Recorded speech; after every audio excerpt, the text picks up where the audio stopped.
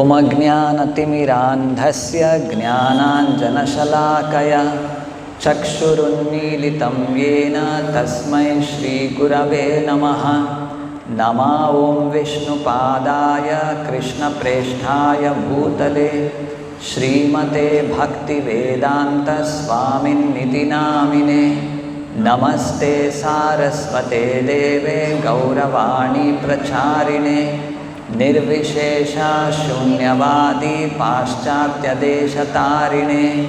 जय श्री कृष्ण चैतन्य प्रभो Nityanand Shri Advaita Gadadhar श्रीवासादि गौरभक्तवृंद।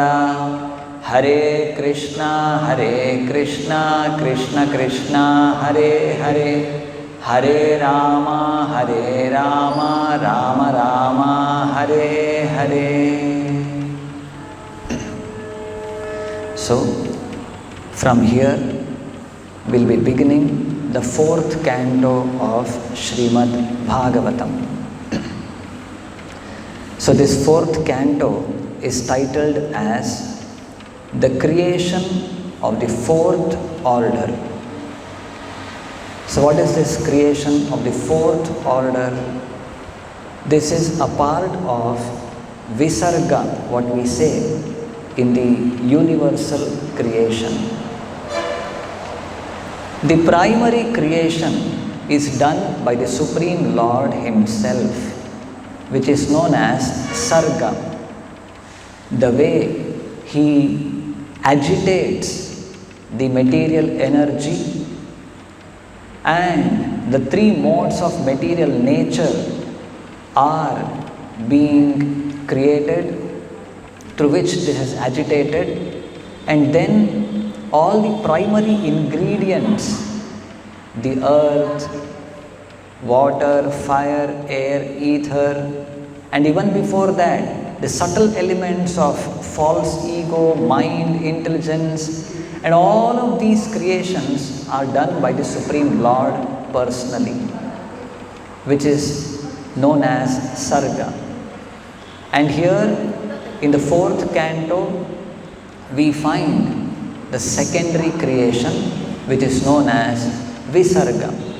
Of course, already in the third canto itself it had begun, and the entire fourth canto we find the description of Manu, more specifically Swayambhuva Manu, his daughters, the way they were married to different sages and their children, and how the population expanded.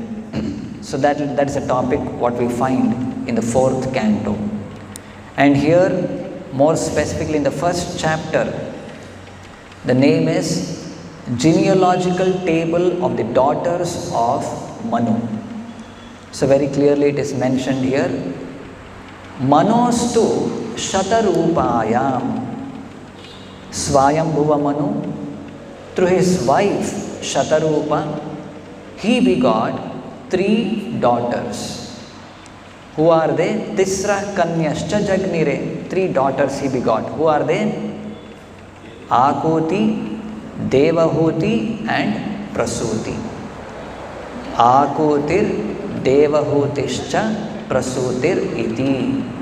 So these are the 3 daughters of Swayambhuva Manu. And here the word Cha Jagnire, Cha is used. Srila Prabhupada mentions in the purport that means Swayambhuva Manu did not have just 3 daughters. He also had 2 sons. Who are they? Maharaja Uttanapada and Priyavrata.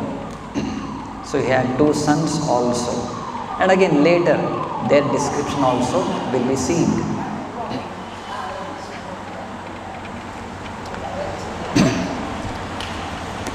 So this is about how the overall picture, how the chapter proceeds.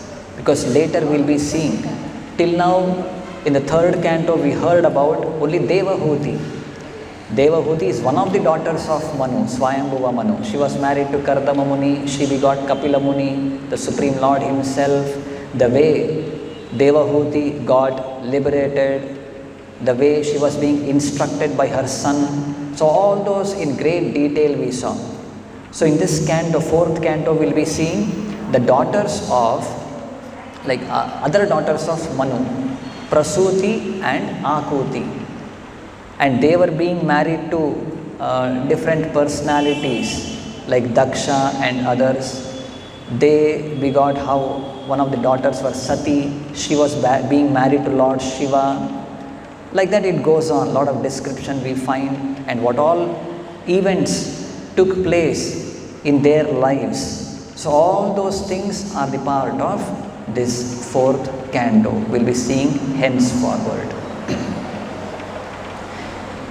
Very notably, Srila Prabhupada in this purport offers his respectful obeisances. To whom all? Let us see. If we recollect the chronology in the life of Srila Prabhupada, because the movement which Srila Prabhupada has started, he says, books are the basis. They are the foundation of the entire Krishna consciousness movement.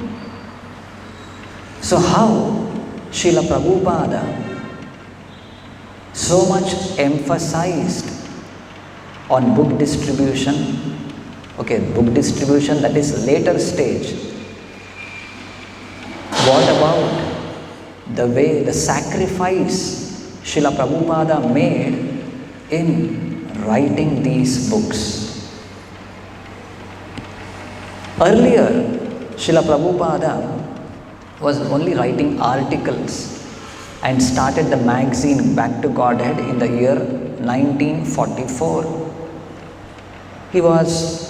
He himself was writing the articles, typing it, proofreading it, taking it to the publishers, getting it published and distributing it, selling it.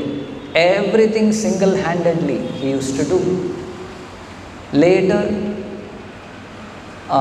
some advice from one of his friends. Magazine means people will read and they'll just keep it away. Better you write books.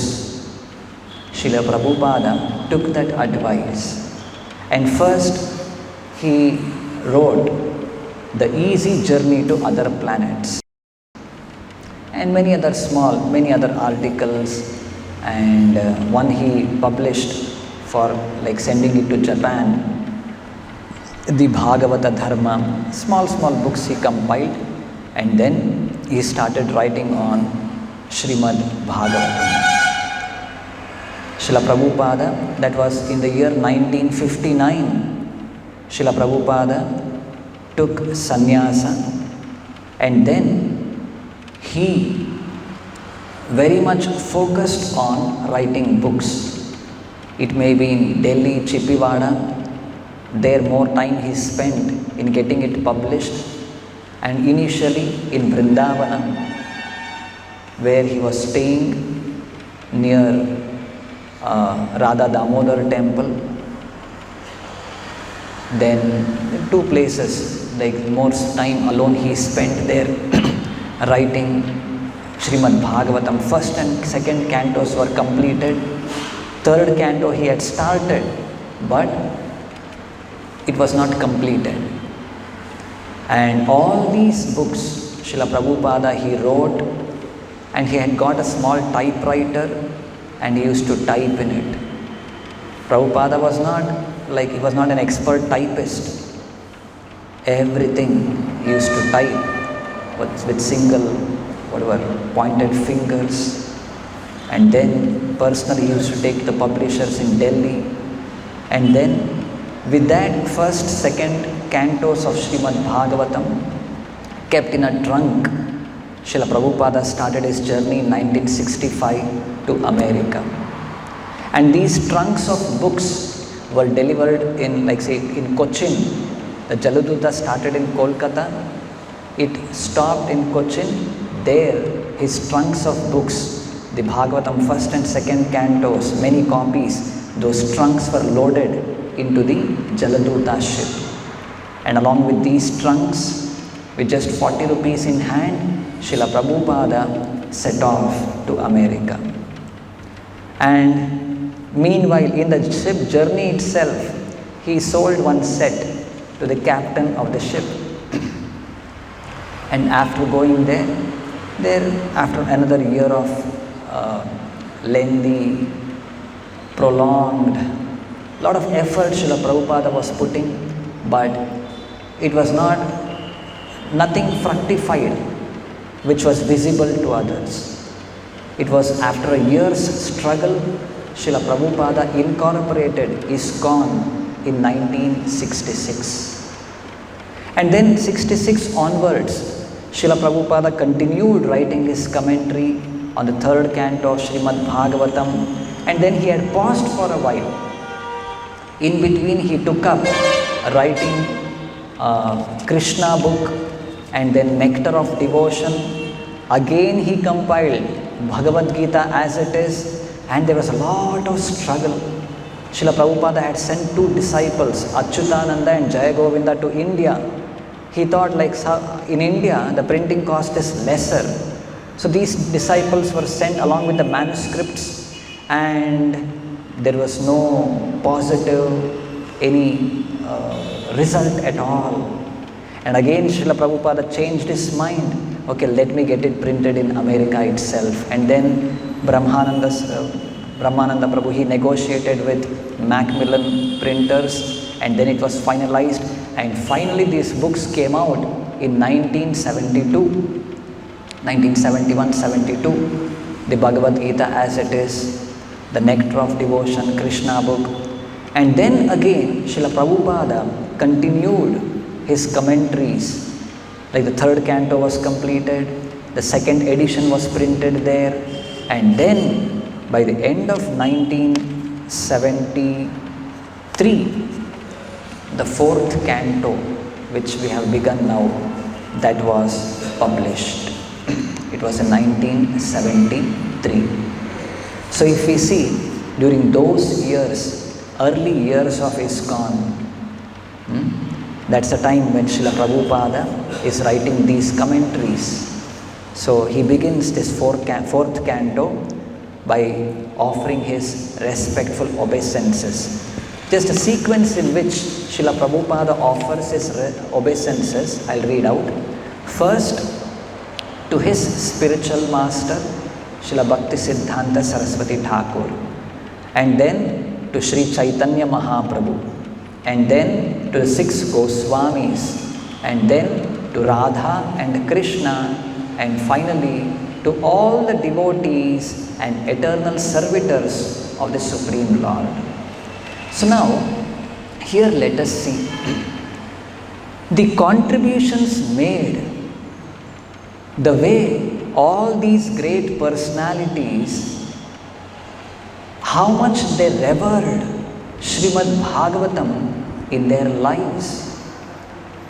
First, if we see Bhakti Siddhanta Saraswati Thakur, spiritual master of Srila Prabhupada, he had written a commentary on the Bhagavatam and many Bhagavad Gita, everything combined, known as the Gaudiya Bhashya. Prabhupada used to refer that, the Gaudiya Bhashya, which was actually a commentary predominantly of Srimad Bhagavad Gita and Bhagavatam by Bhakti Siddhanta Saraswati Thakur. And also we have heard how Srila Bhakti Siddhanta Saraswati Thakur, when he had been to Dhaka for preaching, 3 months he stayed there, and it is said how he lectured every day for all the 3 months just on the first verse of Srimad Bhagavatam. 3 months. See, that shows the way they had in-depth knowledge of Srimad Bhagavatam, They were so attached to this book, to this scripture. So this is about Bhakti Siddhanta Saraswati Thakura. And then next Srila Prabhupada offers his obeisances to Sri Chaitanya Mahaprabhu. Chaitanya Mahaprabhu, like it is said how he called the Bhagavatam as Amala Purana, spotless Purana. To become a pure devotee, unalloyed devotee of the Supreme Lord, this Bhagavatam, this spotless Purana is to be taken shelter of. Because any other scripture, there are varieties of scriptures meant for different categories of people, helping them to elevate step by step in their spiritual journey. But Srimad Bhagavatam has got a very special place. So this was noted and preached too by Sri Chaitanya Mahaprabhu. So in fact, some devotees, they summarize the teachings of Chaitanya Mahaprabhu in this verse.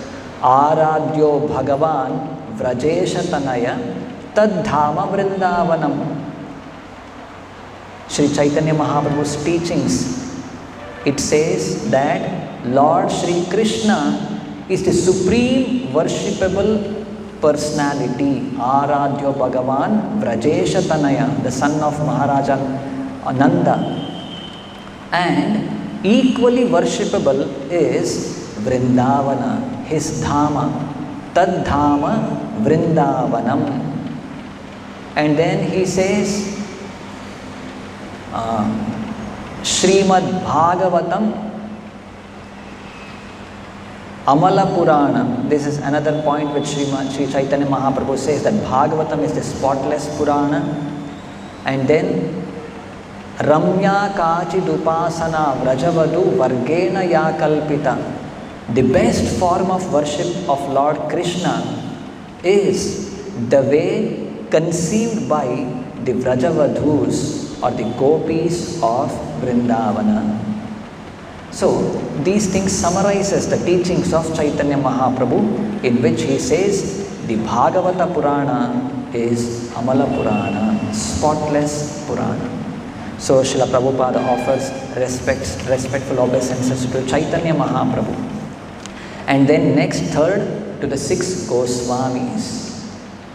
So among all the 6 Goswamis, they were headed by Sanatana Goswami and Rupa Goswami.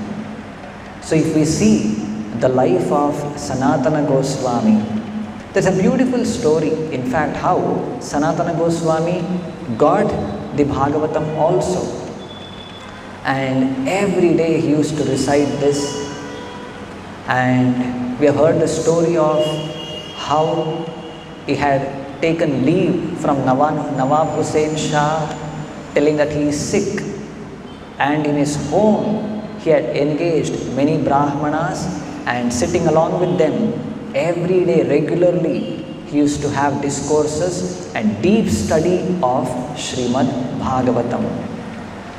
Sanatana Goswami, maybe in 4 or 5 verses, he offers his prayers to Srimad Bhagavatam. Among them, the last 2 prayers I'll read out. Through this we can understand the attachment what Sanatana Goswami had towards Srimad Bhagavatam. The last 2 verses, it goes like this. He says, Madeka bandho mad sangin mad guru man mahadhana man nistaraka mad bhagya mad ananda namostute. O Srimad Bhagavatam, O my only friend, companion and teacher, O my great wealth and deliverer, O my good fortune and bliss, I offer my respectful obeisances unto you. So Sanatana Goswami considers the Srimad Bhagavatam as his only friend, his companion and his teacher. And he says, it is my great wealth and it is my deliverer. So these are the way Sanatana Goswami addresses Srimad Bhagavatam and offers his obeisances. And then in the last verse he says, Asadhu sadhuta dayin ati neecha ucchataraka ha na muncha kadachin mam premna hrit kantayos pura. O Srimad Bhagavatam, O bestower of saintliness to the saintly, O uplifter of the most fallen, please never leave me. Accompanied by pure love of Krishna, please manifest yourself in my heart and throat. See, this is how he says, Asadu sadhuta dayin.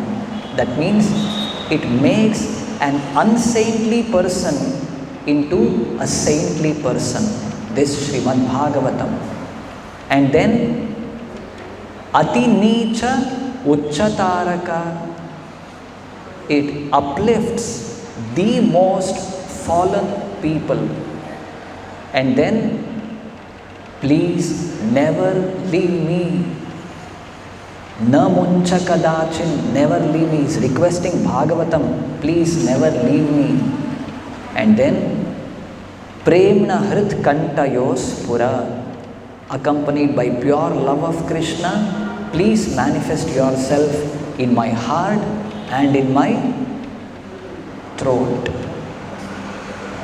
Please manifest yourself in my heart and in my throat. That means constantly to chant the Bhagavatam, to recite Srimad Bhagavatam. So this is how the Goswamis, this is the place what they had given to this Bhagavata Purana. And then Srila Prabhupada in the purport offers his obeisances to Radha and Krishna. So what to speak of Radha and Krishna? The Bhagavatam is none other than Krishna himself. The 6 questions asked by the sages of Naimisharanya to Suta Goswami. One of the question, maybe I think the last question was this. Krishne swadhamopagate jnana dharmadibhi saha. And finally they ask, Dharmaha kam sharanam gataha. Now that Krishna, Nimloch, I don't recollect the verse exactly. Now Krishna was there till now. See, this was 5,000 years back. Immediately after the disappearance of Lord Krishna, all these sages in Naimisharanya, they are worried. Now Kali Yuga will begin. Now what will happen? So they had started a huge sacrifice. And when Suta Goswami arrives there, so they are placing this question. Now that Krishna has gone, Krishna was personally, as he himself says in the Bhagavad Gita, Paritranaya sadhunam vinashaya chadushkritam dharma samsthapanarthaya, to establish dharma, I appear again and again. So Krishna was there personally to take care of dharma. Now that Krishna has gone, what is our condition now? So this was one of the 6 questions asked by the sages of Naimisharanya to Suta Goswami. And then Suta Goswami begins his answers there. In answer to this specific question, Suta Goswami says that though Lord Krishna, he would have disappeared, the son of Krishna has disappeared, but the son of Srimad Bhagavatam has appeared in his place. Puranarko adunoditaha. This Purana, Arka means the sun. So this sun, known as Srimad Bhagavatam, has arisen. The sun of Krishna is set. Krishna Dyumani Nimloche. The sun of Krishna has set, but the sun of Srimad Bhagavatam has arisen in the place of Lord Krishna. So, this is how, this is one place, and many other places in the Bhagavatam we find this description. So this Bhagavata Purana is non-different from Lord Krishna himself. And then finally, Srila Prabhupada offers his respects to all the devotees and eternal servitors of the Supreme Lord. So here we should understand the position of devotees who accept the instruction given in the Bhagavatam. What is that? Nityam Bhagavata Sevaya. Nitya meaning always. At least in our context, if we apply, at least daily, regularly, Nityam Bhagavata Sevaya. Srila Prabhupada explains Bhagavata in two ways. One is Grantha Bhagavata, and then person Bhagavata, who has made the teachings of the Bhagavatam his life, who is leading his life as per the instructions of Srimad Bhagavatam. So, when devotees, as like sadhakas specifically, if we engage in the service of Grantha Bhagavata, how? By regularly reading, regularly hearing, regularly giving discourses on it. So this is one seva to Bhagavata, and then dedicating our lives for the service of the person Bhagavata, like Srila Prabhupada, who has made his life itself the Bhagavata. So this is how a sadhaka in touch with this Bhagavatam can very quickly make advancement in his spiritual life, become very close, intimate to Lord Shri Krishna. So this is what we see. Srila Prabhupada begins the fourth canto by offering respectful obeisances to all these great personalities. Just one more point let me cover. So here in the purport, Srila Prabhupada mentions the contents of the fourth canto. So in the first chapter, we find the secondary creation by, like say, Brahma, Manu's daughters we are seeing now. And then in the next 6 chapters, it will be the sacrifice performed by Daksha, and how that whole sacrifice was being spoiled. Very elaborate, nice description will be seen. After that, we'll be seeing the activities of Maharaja Dhruva. Dhruva is the son of King Uttanapada through his wife Suniti, and the dealings with Suruchi and all of those things we'll be seeing, and how Dhruva Maharaja went back to Godhead in the next 5 chapters. And then in the next 11 chapters we'll be finding the activities of King Pruthu, how in the same dynasty, how Vena is born as a son of Maharaja Anga, and how Vena was being cursed by Brahmanas to death, and through his body Maharaja Pruthu was born, and how nicely he took care of the kingdom, and all those nice descriptions we find.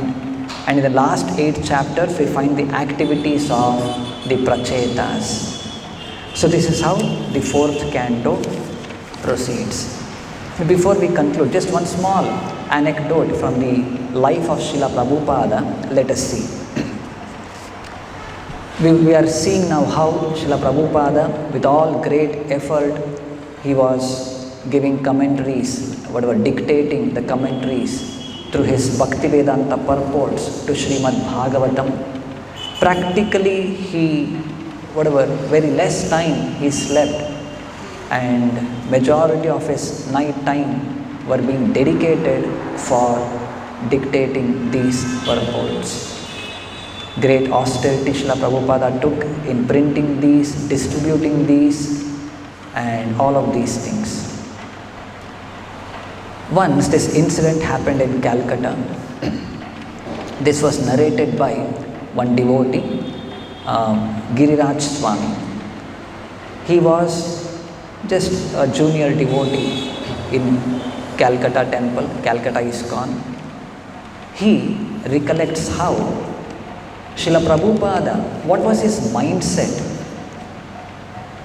when undergoing all these different tribulations, painful conditions, no support, no help, helpless condition, but still Srila Prabhupada pushed on his preaching missionary activities. So this devotee, he recollects and says, I was staying in the Calcutta temple. The temple president had somehow become preoccupied with doing business for the temple. But doing business nonetheless, and he wasn't taking care of the devotees.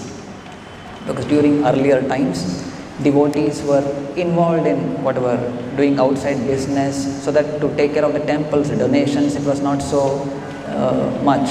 So varieties of ways Srila Prabhupada had set up, and here we find this devotee who was leading the temple was engaged, more preoccupied with doing business, and he wasn't taking care of the devotees. Most of the devotees were quite disturbed. We weren't getting proper food. We were new in India, and we depended on the temple president to make many arrangements for us. The devotees were just waiting for Srila Prabhupada to come. When Srila Prabhupada did come, many devotees approached him and complained about the conditions in the temple and about the temple president. Eventually, Srila Prabhupada called a meeting with all the devotees, and he heard all of their complaints. He listened very sympathetically, very patiently, and then he made a managerial arrangement.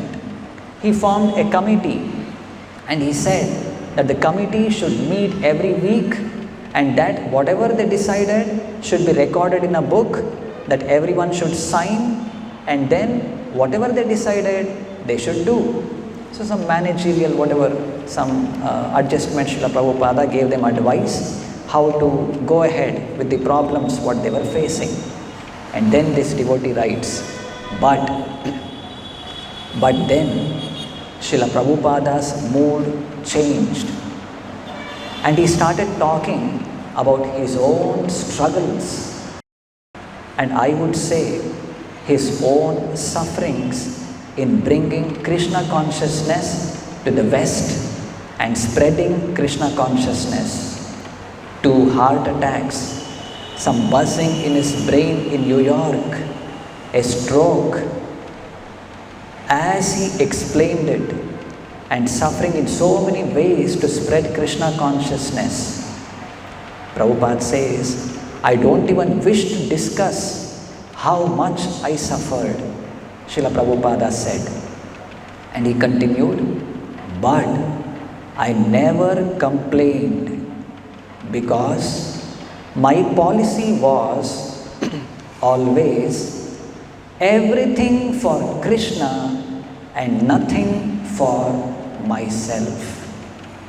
Again I repeat, so Srila Prabhupada says, I don't even wish to discuss how much I suffered, but I never complained, because my policy was always everything for Krishna and nothing for myself.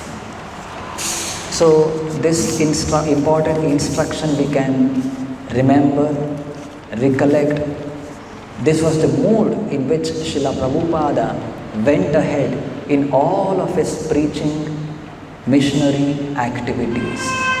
Everything for Krishna, nothing for myself. For the service of Krishna, for the pleasure of Krishna, whatever required, whatever hardships required, whatever austerities need to be taken up, let us be ready for it. But for our own sense gratification, for our own comforts, leave it to the Supreme Lord. Yadricha labha santushto. Whatever comes on its own accord, whatever arrangements the Lord makes, let us be satisfied with it. So with this, let us conclude. Grantraj Srimad Bhagavatam ki, Srila Prabhupada ki,